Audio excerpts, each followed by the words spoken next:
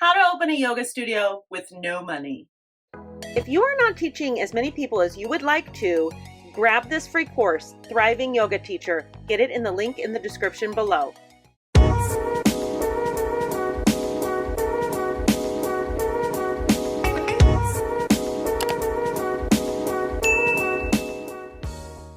Hi, I'm Angelica. I've been teaching yoga for 17 years. I'm so grateful that you're here and that you're checking out this video because you want to open a yoga studio and you don't have any money to start one.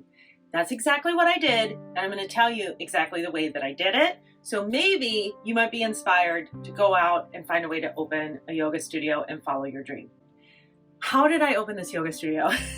Because I just had a dream. Like you, I wanted to open a yoga studio and I wanted to help people. I really deeply wanted to help people through the practice of yoga. And for me, more than anything, yoga is about helping people find happiness. It's not really about the fitness part. And maybe that resonates with you and maybe it doesn't. Maybe you're all about the fitness part. It doesn't really matter why you want to.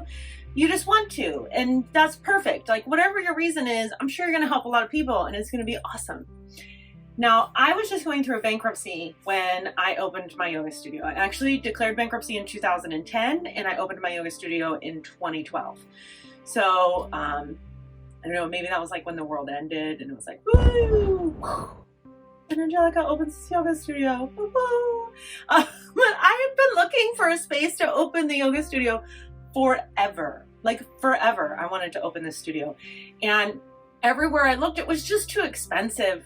I mean, honestly, yoga studios, even with these mega studios, $5,000 a month is too much. If you want to just teach yoga, that's too much. You have to find a place that is going to work with you and allow you to teach yoga, but not have to pay these huge rents.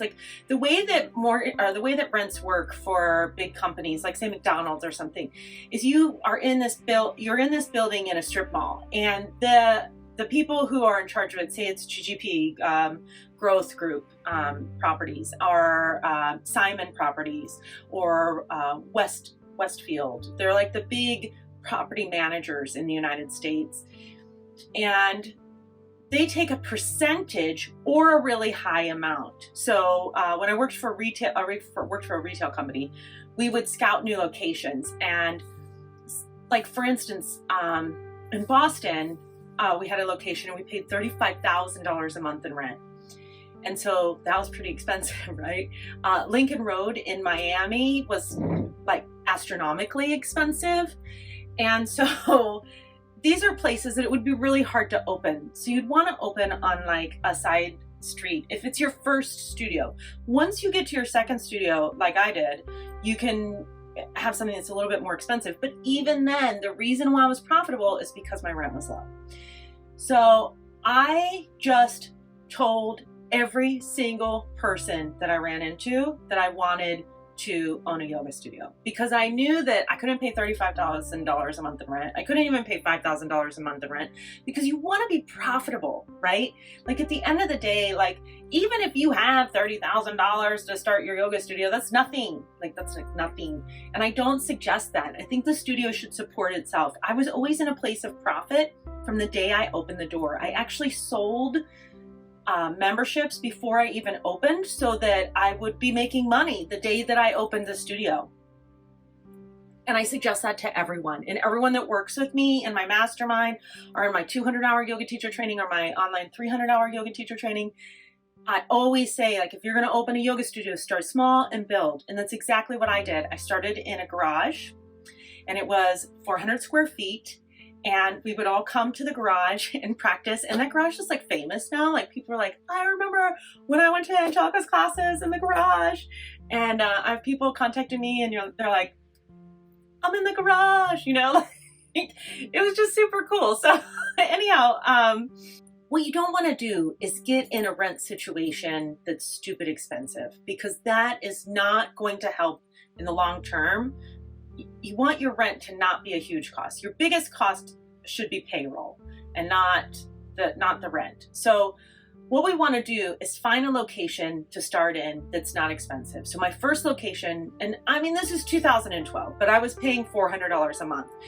But it still happens to this day. Like, one of my students is doing a trade situation where she opened her first yoga studio in someone else's space, and she doesn't even have to pay for it because it's bringing business to this other person. Now, I'm not saying that that's going to happen for you, but what we want to do is start looking for opportunities. And the only way that's going to happen is to ask a lot of people and to tell a lot of people to say, I want to open a yoga studio. I'd love to open a yoga studio. I'd like to open a yoga studio. And then after I'd been in this space that was 400 square feet for 3 or 4 years, I moved over to a much larger space, and then I got the space next door. And so then it turned into from 3,000 square feet to 6,000 square feet. And by this time, I have the business coming in through monthly membership to sustain that next level of growth. But I still was never paying $5,000 a month in rent. It's just a lot to put out.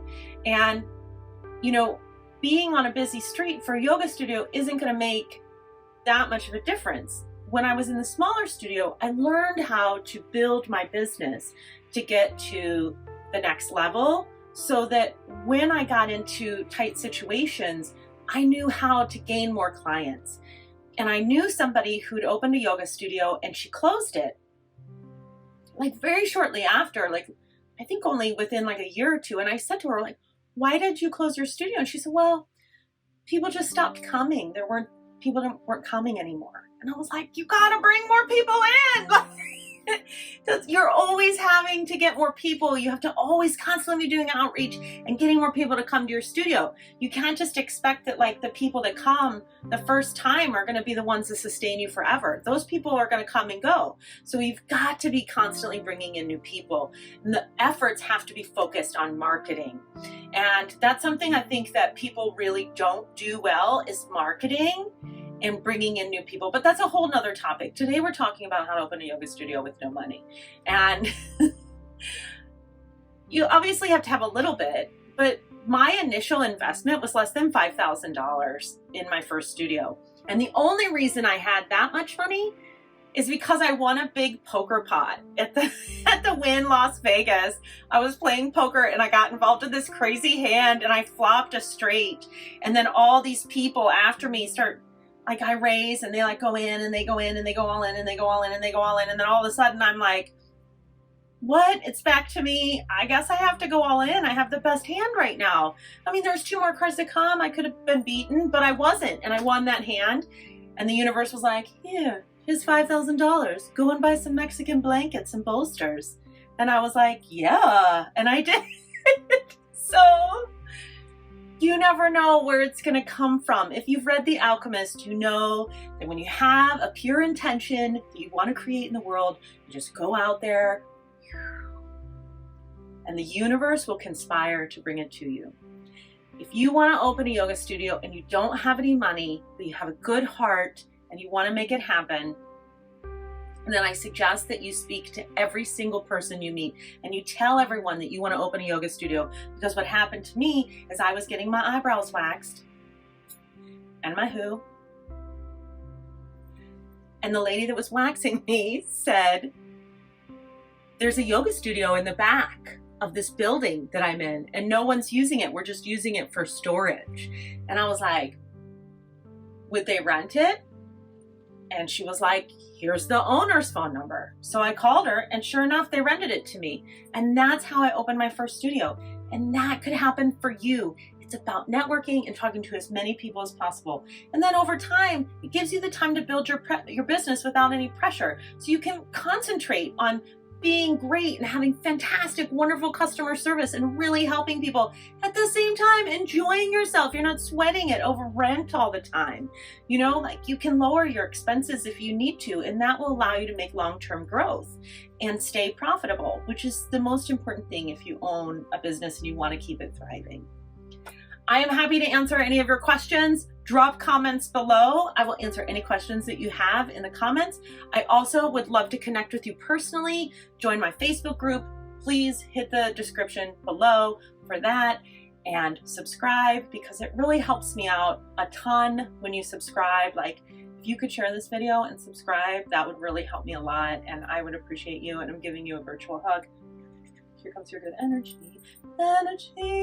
Anyhow, I'll see you